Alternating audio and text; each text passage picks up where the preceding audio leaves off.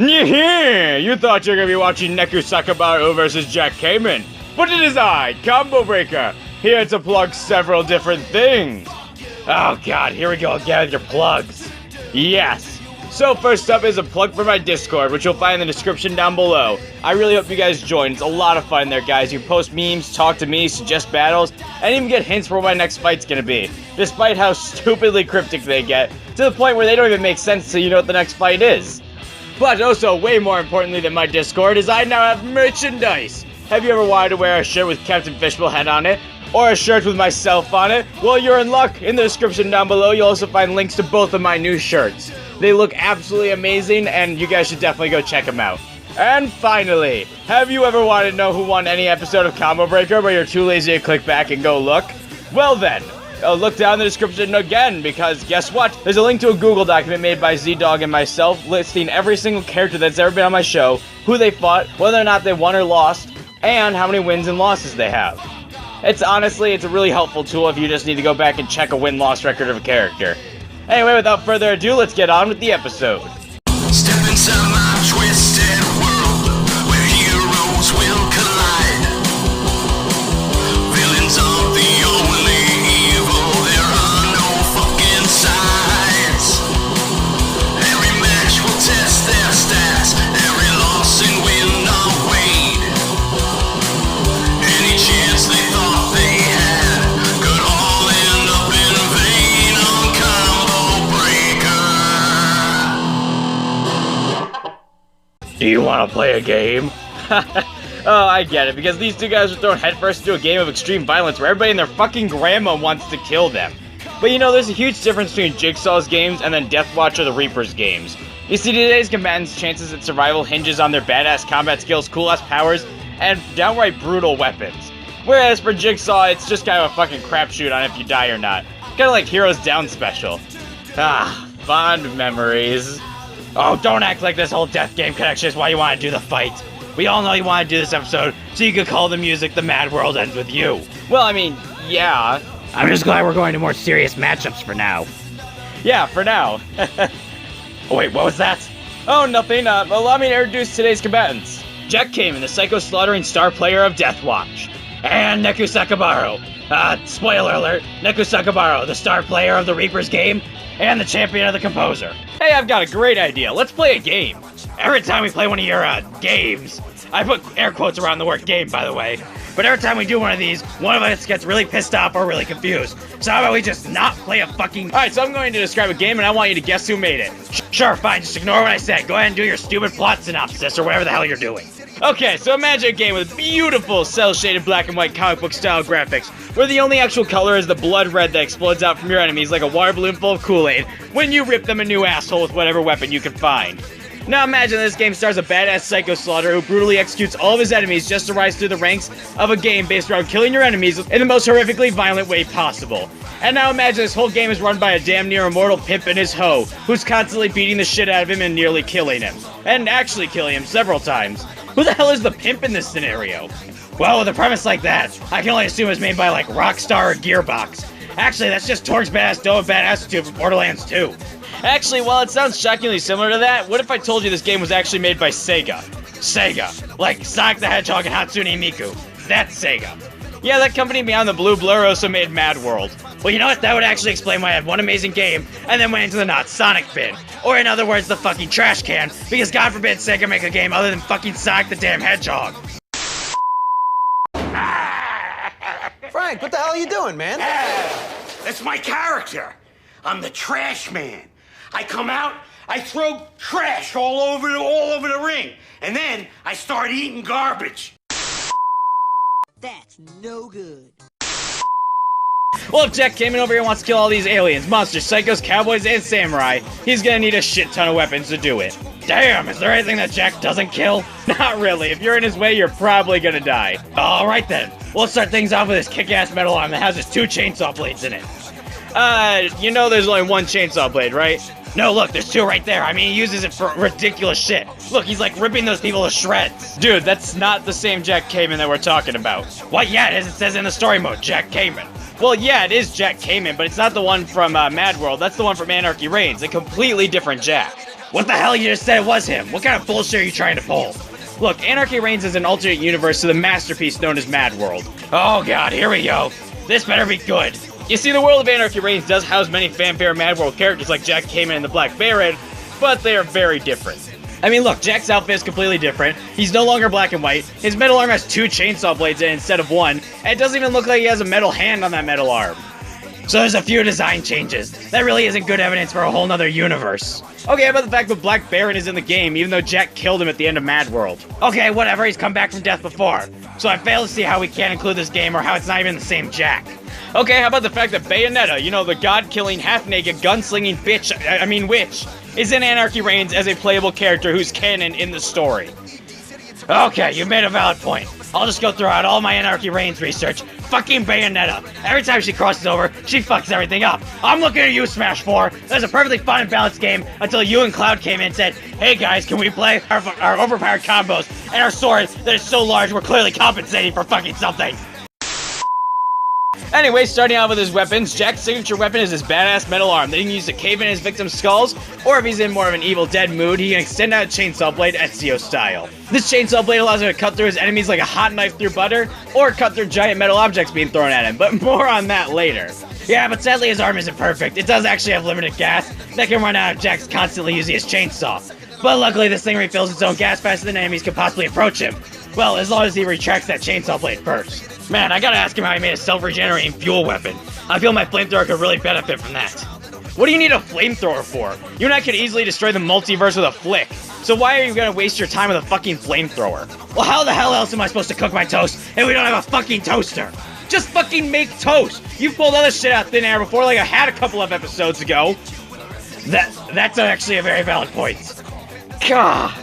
Moving on from overkill ways to make breakfast, though, Jack also has a plethora of weapons he can pick up on the battlefield, allowing him to commit some over-the-top and violent kills that even Freddy Krueger would find disturbing. You see, Jack can take a page from everybody's favorite techie character Negan's book and use a spiked baseball bat to smash in skulls, break kneecaps, impale foes, and probably give them tetanus in more than one location at once. Well, not only can he use it to bludgeon and impale his foes, but he can also send them flying like a baseball with a nice strong swing. And depending on the area he's in, this can lead to some awesome and hypersexual kills.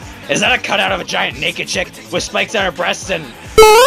Yeah, the bloodbath challenges in this game are fucking weird, but fun nevertheless. I mean, there's one where Jack shakes up sodas and shoves them into his victims so they send them flying. And there's another one where he judo throws people into freaking jet turbines, leaving them to go out the same way that Syndrome did. Just, you know, with less capes and more judo throwing people into turbines. Well, other than Lucille over there and some interesting games, Jack also has a pair of twin daggers he can use to hack and slash his way through his enemies, or in more fun cases, chop off both their damn arms, lift him over his head, and rip him in fucking half. Man, Jack doesn't fuck around when it comes to murder. Oh yeah, he likes to take out his victims in the most extreme way possible. Hell, Jack will actually impale up to 5 people on a spear, and then spin it around to throw them all off into other people, because everything, including other people's corpses, are weapons for Jack to use to build a high score in this twisted game. You're really not joking. This man can use a golf club not only to beat his enemies to death, but also play golf with their heads, like a badass combination of Jason Voorhees and Tiger Woods. I mean, you're not wrong. Strange combinations aside though, Jack can also use his torch to clobber his enemies, or even breathe fucking fire, because I guess all it takes to become the Ghost Rider is a torch. Oh my god. Nicolas Cage had a torch in National Treasure. That's why he was Ghost Rider. Shocking revelations about cinematic atrocities aside though, we still have plenty of killing tools to cover. Such as his magnet gun, which is a giant alien space weapon he can use to pick up and throw enemies into more enemies. Hey, wait a second. Why the hell aren't the other guys picking up these weapons to fight Jack with? I mean, they're literally just laying on the ground, and there's all sorts of cool shit, and yet the best thing they can come at Jack with is a 2x4 and maybe a baseball bat. Ah, well, you see, that's because, I really don't know. These goons are just kind of fucking stupid. I mean, they can't escape things like having a tire around them or a barrel on their head. So honestly, my faith in their intelligence is pretty damn low. Touché. Well, Jack also wields a rocket launcher for blowing these psycho assholes straight to hell. And he also has a katana for hacking and slashing people like a samurai. Gotta get back to the past, samurai. Jack came in. No, we have done too many damn songs lately. Yes, I know I sang some of them. No need to point out my hypocrisy. Well, Jack also has a double-bladed chainsaw the size of himself that he can use to run through his enemies like the motherfucking juggernaut as he swings this thing side to side, chopping up all of his enemies into bits. What, you said we can't use Anarchy Reigns because it's an alternate universe? You fucking hypocrites! Well, it is an alternate universe. You see, he got this double-bladed chainsaw as a separate weapon, and it didn't require Bayonetta to be part of the game to get it. But yes, I am kind of a hypocrite. Damn it, I look like a damn fool again, and it's all thanks to fucking Bayonetta! Oh, thank God, we're finally reaching the end of Jack's weapons. But apparently he's a big fan of Dead Rising. Wait, he has a dildo launcher? Huh, I wonder why he didn't use that on the vampire chick. What? No. I meant Jack likes to pick up random shit off the ground like barrels, street signs, and tires to kill his foes. There's definitely no dildos in this game. At least to my knowledge, there's not. Oh, that makes so much more sense. Anyway, let's move on to feats, and Jack is a fucking monster when it comes to strength. I mean, he's more than capable. Whoa. Calm down there, dude. We still have more stuff to talk about. You just said we finally reached the end of his weapons. Yeah, the end of his weapons, but not his full arsenal. You see, Jack can also use a couple of items to heal himself, such as painkiller pills that he just kind of picks up off the ground or off one of his victims. He just takes pills he finds on the ground of a blood-soaked murder city, or off of his victims. Not even Dr. Mario's that reckless with his pills, and he just wildly throws pills into his patients' bodies until the pills explode Dr. Robotnik Mean Bean Machine style. Yeah, luckily though, he can also use other things to heal like an onion, that he also found on the ground of the blood-soaked city. But hey, it still does fully heal him. Man, the Shrek reboot got really fucking dark. But by far, Jack's best tool in combat is his red balloons, which are essentially extra lives, and Jack starts every mission with 2 of these things. Plus, he can always find more on the battlefield if he looks hard enough. Hey, wait a second, why does Jack get extra lives but Mario didn't? Oh, you see, there's these 2 assholes in the game that act as commentators during the Death Watch game. Huh, 2 assholes commenting on fighting to the death. I didn't know we were in the game. Wrong pair of assholes, but yeah, these 2 guys actually mention and tell Jack about the extra lives when they show up, and they even make comments about Jack when he dies and when he comes back to life, which means these things have to be canon to the universe, or these 2 assholes are just breaking the 4th wall to extreme amounts. I don't buy it. I mean, Borderlands does the same thing, but when Roland died, he actually fucking died. Okay, how about the fact that the Black Baron gets killed like 7 times on screen, at least? You win this round. Dude, I win every round. I write the fucking script. So finally, we move on to my favorite part to talk about in an episode. The female combatant's boobs. Fair point. My second favorite part to talk about, the feats. Jack Cayman is a fucking monster when it comes to strength. He's easily capable of bending someone backwards with so much force they break in fucking half. And he can cut someone clean in half with any of his bladed weapons. Jack's also capable of headbutting goons so hard their heads explode. And he's able to cut a train car in half while it was thrown at him. He cut it in half in a single slice. He can also dropkick someone so hard their whole upper body explodes into a bloody mist. And he's taking out giant monsters and robots the size of buildings. But Jack has also done some downright impossible shit, like the time he spanked a vampire so hard she flew through a 3rd-story window, or the time that he hit a robot so hard it started to bleed. Or my personal favorite feat is the time that he killed the Black Baron, who has died like 7 fucking times, and 3 more times during that fight alone. Yeah, Jack killed an immortal guy. And Jack's speed feats are even more batshit crazy, as he can flip over, dodge, and cut bullets in half. He was also fast enough to dodge and even outrun a missile. And he was able to jump out of a pool of water as lightning struck it to avoid being shocked. And Jack is tough enough to be thrown around in tornadoes, survive missiles and bullets to the face, and even being hit by a giant mace. He survived an electrical shock so powerful you could see a skeleton, and he's taken beatdowns from monsters and robots the size of buildings. And Jack's a fucking genius when it comes to murder and combat. He's an ex-marine, ex-special operatives, and ex-detective who's able to use anything around him to kill hordes of enemies in the most gruesome fashion possible. Yeah, he may be a badass, but he isn't perfect, as his chainsaw does have limited gas, and his other weapons can break if overused. Not to mention he only has 2 lives at the beginning of a mission, so if those lives run out, it's game over. Yeah, but that's not exactly a weakness when you consider that most people have, 1 life. But even with those flaws, Jack Cayman's ready to rip and tear through his enemies to be Deathwatch's top player. Jack winds up. The crowd is going crazy. He swings and connects the center of the dartboard. And the Baron is history. Howard, this crowd has gone absolutely apeshit. And who can blame them? These fireworks are a fitting end to an explosive evening of murder and mayhem. Outstanding performance from Jack. One thing everybody has thought about at some point in their life is what happens when we die. Wow, I didn't expect to start this analysis with an existential crisis. Well, while most people would assume there's an afterlife form like heaven or hell, well yeah, that or you'd be lost in limbo, or like purgatory. Man, this is a very depressing opening to the analysis. Yes, it is. But what if I told you that there's no heaven or hell, but instead a realm called the UG, where recently dead people compete in a week full of challenges for a chance to come back to life? But if you fail at any point, you get erased from existence Thanos style. What? Then where the hell does Doom Guy go every day? And where the hell is that great demon guy if hell doesn't exist? Well, I mean, there's no heaven or hell in the world of The World Ends With You. I can't tell you about the afterlife for us in real life because, well, I'm still alive. At least I think I am. Honestly, it's hard to tell after Tattletale Strangler vs. Suyu. Well, let's stop making our fans question their beliefs, and instead start telling about the game's main protagonist, Deku. So starting things off with Deku's powers is his quirk One for All. This allows him to channel immense amounts of power into his body, allowing him to punch people really, really fucking hard.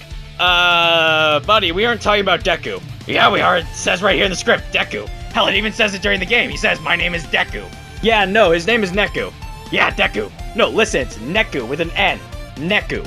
His name isn't important. Let's just move on to Hip Hop Sora's powers. Well, you see, Neku actually doesn't have any powers on his own, but instead, in order to use his psyches... What the fuck is a psych? Basically a superpower or psychic ability.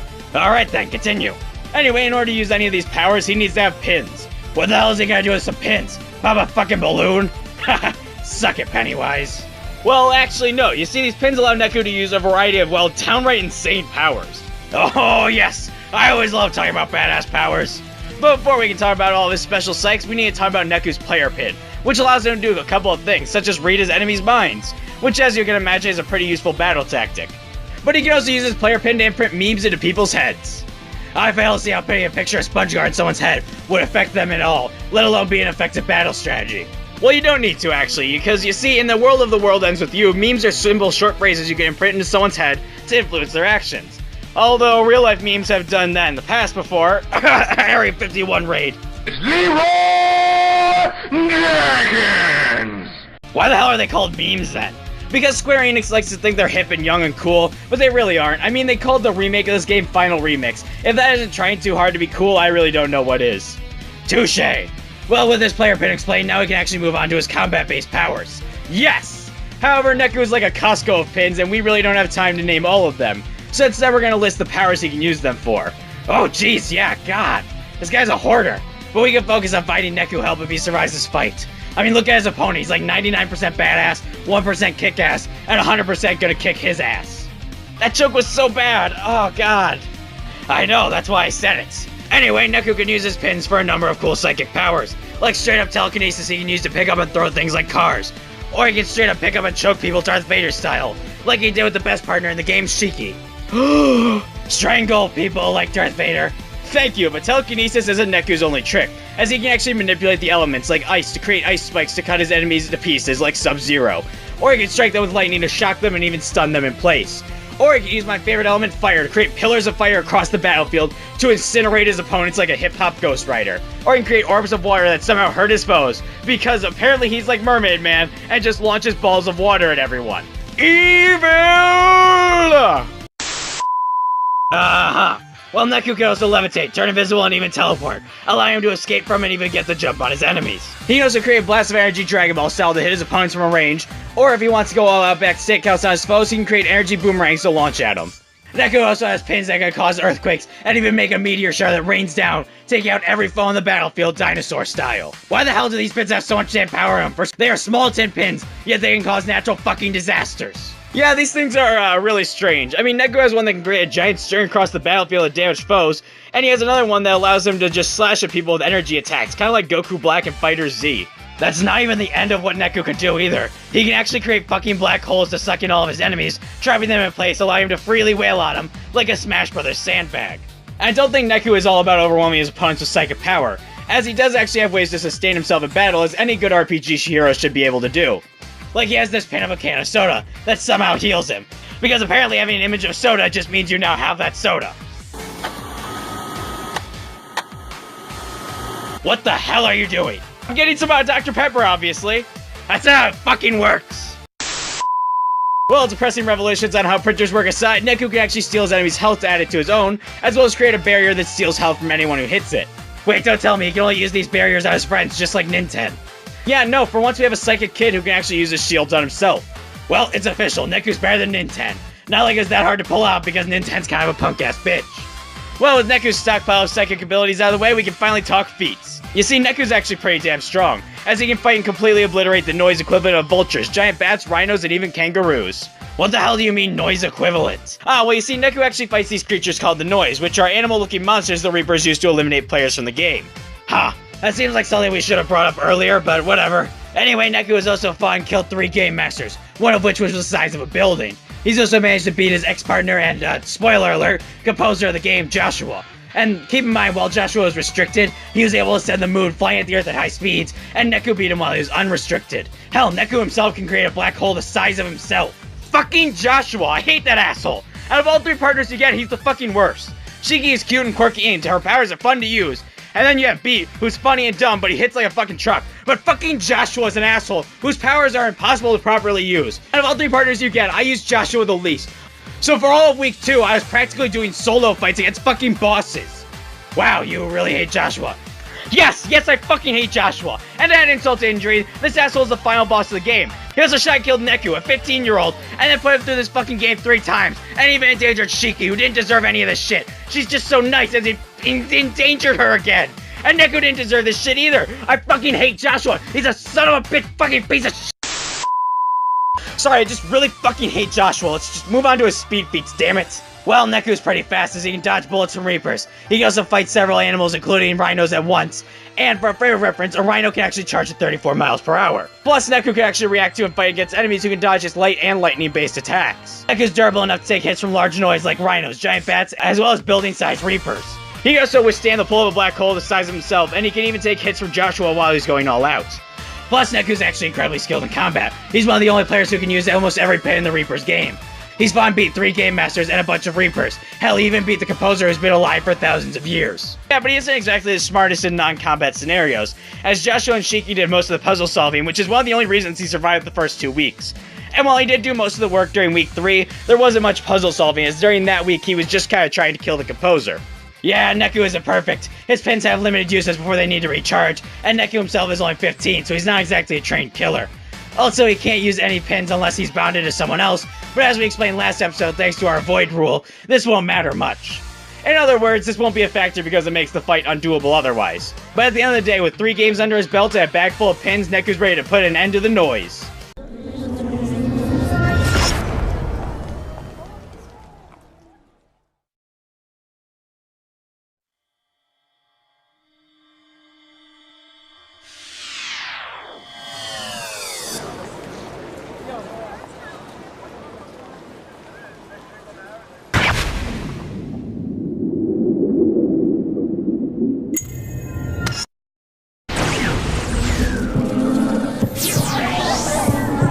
Alright, our combatants are set and ready to go, but only one star player can come out on top in a fight to the death.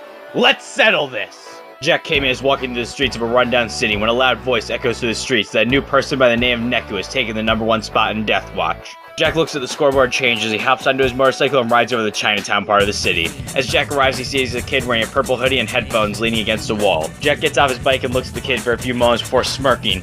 Jack then runs at Neku at full speed and jumps high into the air before he comes crashing down to punch him with his large metal arm. Neku quickly dodges aside, avoiding Jack's attack as he hits the ground, cracking the cement. Jack then stands back up as Neku reaches into his pocket and grabs several pins before putting them on his jacket. Jack runs at Neku and extends out his chainsaw blade as he rushes towards him. Neku looks around before lifting up his hand, causing a car to levitate upwards behind him.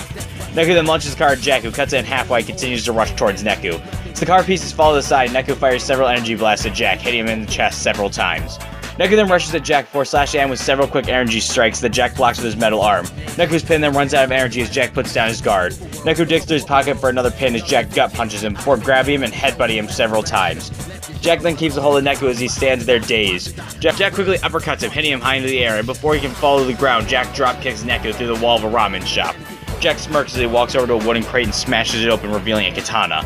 As Jack grabs the sword, Neku walks out of the building bleeding slightly.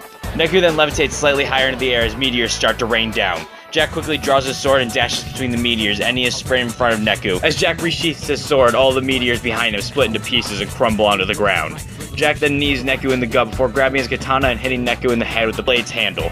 Neku stumbles back in pain as Jack dashes forward and swings his katana at Neku. Neku swings his hand, causing a huge ice spike to rise up and catch Jack's sword in midair.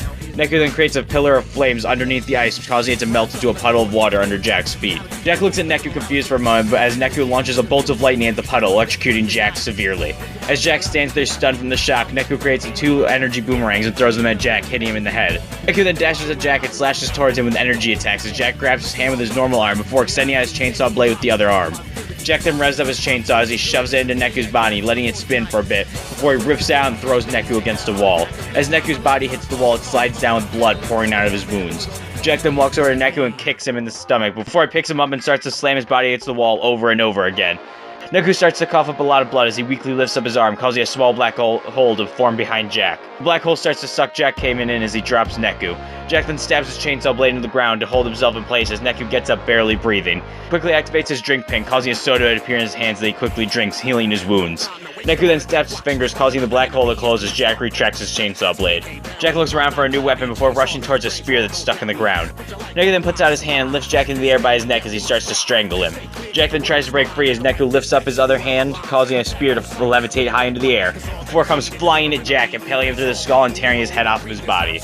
Neku drops Jack's body as he puts his headphones back on and continues to look around for Shiki. Oh shit, he just decapitated Jack! Yeah, that's not even something Rick Taylor was able to do. Anyway, our winner is Neku. Why do I feel like this was a really one-sided fight? Oh, because it really was. Neku absolutely fucking shit stomps Jack. Of course, why wouldn't the JRPG Square Enix character be overpowered? You see, when it came to strength and durability, Jack was super strong for being just a man with a chainsaw embedded in his arm. I mean, Jack is strong enough to tear apart humans and robots with ease, and he's more than capable of killing giant monsters and robots the size of buildings, which would put Jack at building level to maybe large building level if you wanted to be nice. Yeah, that's pretty badass for Jack just being a dude. Yeah, but Neku has done way more impressive shit than that. I mean, hell, the first Game Master Neku beat was already the size of a building, but more importantly is the fact that Neku can create black holes the same size as himself, which, thanks to Butter Samurai's calculation for this, is calced out to be a star-level feat. Not only that, but Neku also managed to beat Joshua, who while restricted was strong enough to send the moon flying at the earth at high speeds, and Neku can beat a full-powered Joshua. So at his best, Neku is hitting star level, if not higher. Oh god, that's a massive gap in power. Oh yeah, the first Game Master Neku fought would already put him on par with Jack Cayman, and by the end of the game he would be able to destroy Jack with a simple thought. Man, this was far from a fair fight, but could Jack at least keep up in speed? If I recall correctly, Jack was pretty damn fast. Yeah, Jack is incredibly fast. He can dodge, flip over, and even slice bullets in half, and he can outrun a fucking missile. Yeah, but you're forgetting his best feat, the time he was able to jump out of a pool of water when lightning struck it. Or in other words, he avoided the electrical shock, which would mean that Jack is moving at massive hypersonic speeds. Yeah, and while that's really damn fast, Neku has a beat as he can dodge bullets and fight enemies who can dodge his lightning attacks. So how is Neku faster? Well, Neku can also fight on par with people who can dodge light-based attacks as well. And last time I checked, light is way faster than lightning. Oh yeah, by a shit ton. But Jack wasn't completely screwed in this fight. Well yeah, Jack is an ex-marine, ex-special ops, and ex-detective, which are all jobs that he quit. On top of that, Jack has also fought against psychos, monsters, and psychics. So he should be able to deal with most of Neku's attacks, at least on knowing what they can do. And that would all be thanks to his superior skill, intelligence, and experience. I mean, Neku is only a 15-year-old with 3 weeks of combat experience. Jack's a full-grown-ass man with years of murder and mayhem under his belt. Yeah, and it's true that Jack is far more skilled, but that really doesn't matter in the slightest when he's this badly outclassed. Hell, Jack's extra 2 lives wouldn't even matter in this fight as Neku can one-shot Jack in seconds. Yeah, Neku really had this fight in the bag. Looks like Neku brought Jack's mad world to an end. Our winner is Neku Sakabaru. Riku! Hello? Riku! Shut it. Huh? Talk about noise.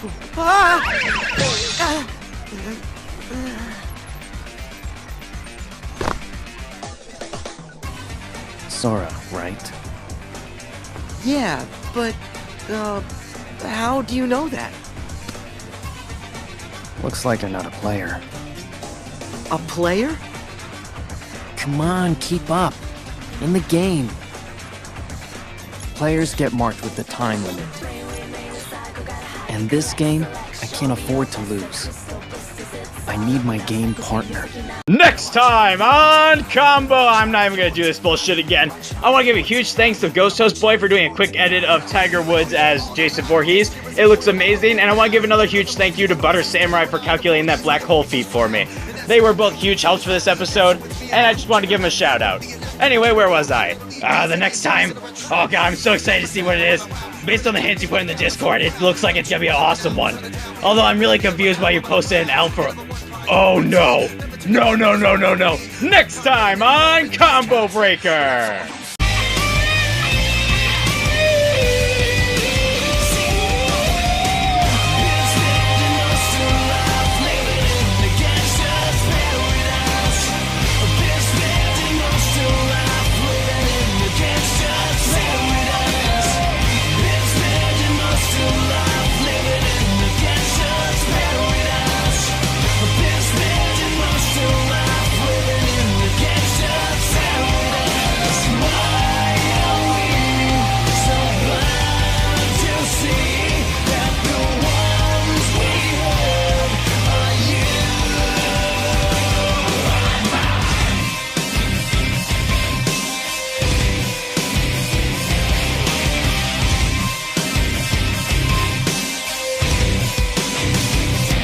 That's right, we're doing Joker versus Toy Convict.